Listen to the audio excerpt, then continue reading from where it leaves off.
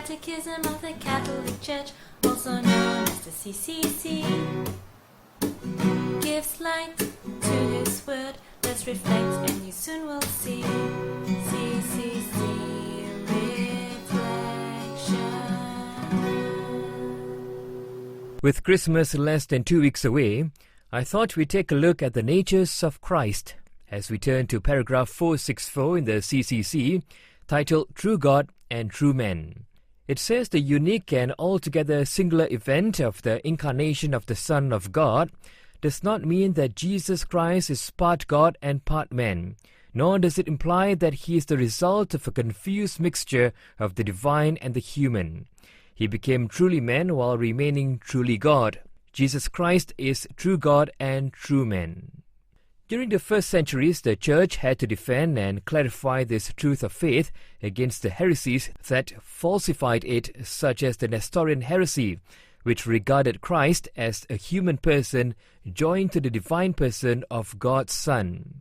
Paragraph 468 of the CCC says, after the Council of Chalcedon, some made of Christ's human nature a kind of personal subject. It went on to declare that the two natures of Christ are joined in one person and one hypostasis, which simply means a single substance. The Church followed with the expression hypostatic union to express the belief that in Jesus Christ there are two perfect and real natures, divine and human. The eternal Son of God took to himself a true human nature. An article on twowingstogod.com explains, the nature that a rational being has decides what that being is and can do. However, it is the person that actually exists and does the action. The nature is part of the person, but does not exist outside of the person. The nature may answer the question what, but it is the person that answers the question who. And so, because Jesus is divine, he could raise Lazarus from the dead. Because he is human, he asked the woman at the well for a drink to quench his thirst.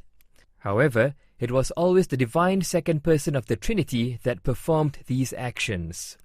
When we understand the two natures of Jesus, we can come to a deeper personal understanding of him. We can see how God could truly die for us, the greatest act of self-giving any person can make. Yet we know that God cannot die, that it was only after becoming man that Christ was able to die.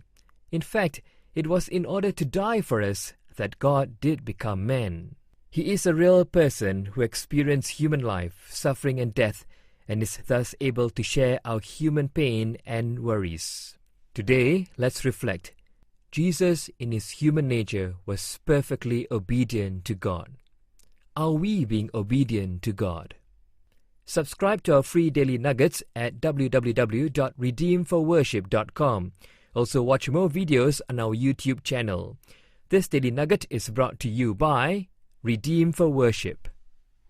The Catechism of the Catholic Church, also known as the CCC, gives light to His Word. Let's reflect and you soon will see. CCC Reflection. Created using Powtoon.